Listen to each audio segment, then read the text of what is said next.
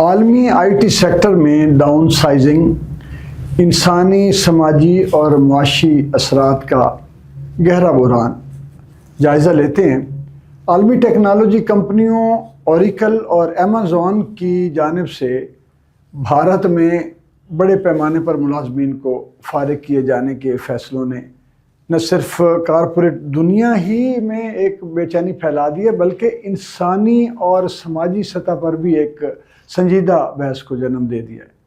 میرے ذاتی تجزیے کے مطابق یہ تیزی سے بروئے کار آتے اس اے آئی نظام کی انسان اور معاشرے پر اس کاری حملے کا آغاز ہے جو اب کہیں تھمنے والا نہیں ہے۔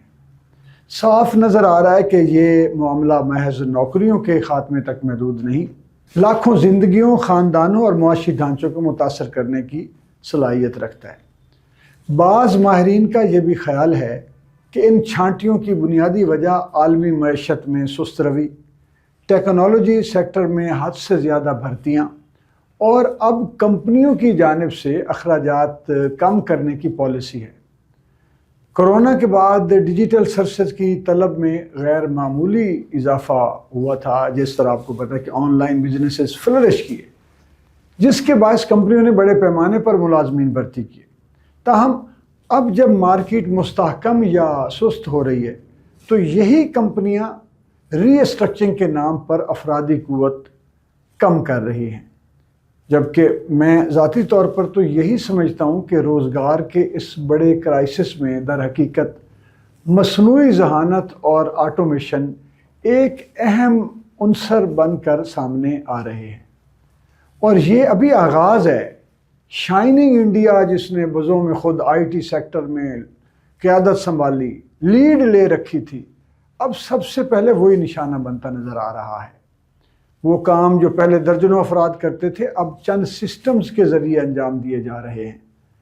یوں کمپنیوں کے لیے انسانی وسائل کی بڑی تعداد کو برقرار رکھنا ایک اضافی بوجھ سمجھا جا رہا ہے، اور یہی کارپوریٹ مینٹیلٹی بھی ہے۔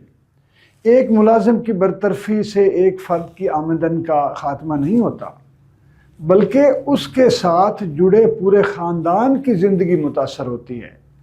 ایک شخص جو اپنے گھر کا کفیل ہے، اس کے اچانک بے روزگار ہونے کا مطلب ہے بچوں کی تعلیم خطرے میں پڑ جانا، علاج معالجے کے مسائل، گھریلو اخراجات کا بحران، اور سب سے بڑھ کر ذہنی دباؤ اور عدم تحفظ کا احساس۔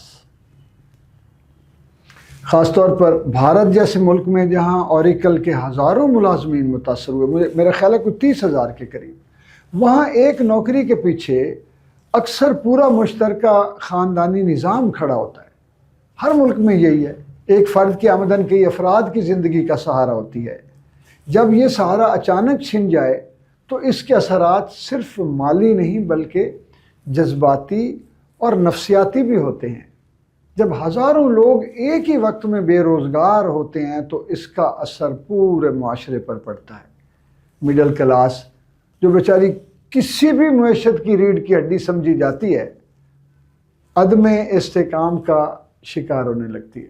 لوگ اپنے مستقبل کے بارے میں غیر یقینی کا شکار ہو جاتے ہیں، جس کے نتیجے میں معاشرتی بے چینی، مایوسی اور عدم اعتماد، ان سب چیزوں میں اضافہ ہوتا ہے۔ ایسے حالات میں سوشل میڈیا پر افواہیں، فیک خبریں، منفی بیانیے، یہ سب تیزی سے پھیلتا ہے، کیونکہ لوگ پہلے ہی ذہنی دباؤ کا شکار ہوتے ہیں اور کسی بھی خبر کو بغیر تصدیق قبول کرنے لگتے ہیں۔ یوں ایک معاشرتی اضطراب جنم لیتا ہے جو طویل المدتی اثرات مرتب کرتا ہے۔ نفسیاتی اثرات، یہ جو ڈپریشن ہر جگہ نظر آ رہا ہے، یہ اسی کا شاخسانہ ہے۔ معاشی نقطہ نظر سے یہ چھانٹیاں ایک ڈومینو ایفیکٹ پیدا کرتی ہیں۔ جب ہزاروں افراد کی آمدن ختم ہو جاتی ہے تو ان کی خریداری کی قوت بھی اتنی ہی کم ہو جاتی ہے۔ اس کا براہ راست اثر مارکیٹ پر پڑتا ہے۔ گھروں کے کرائے، اشیاء ضروریہ کی خرید، تعلیمی ادارے، فیسیں، علاج، صحت کی سہولیات، یہ سارا کچھ متاثر ہوتا ہے۔ مثال کے طور پر ایک آئی ٹی ملازم صرف اپنی تنخواہ خرچ نہیں کرتا بلکہ وہ درجنوں دیگر شعبوں کو بھی سہارا دیتا ہے۔ ریئل اسٹیٹ، ٹرانسپورٹ، ریٹیل کی مارکیٹ، تعلیم، حتیٰ کہ چھوٹے کاروبار بھی جب وہ بے روزگار ہوتا ہے تو اس کا خرچ رک جاتا ہے، اور یوں ایک کے بعد ایک معاشی حلقہ متاثر ہوتا چلا جاتا ہے۔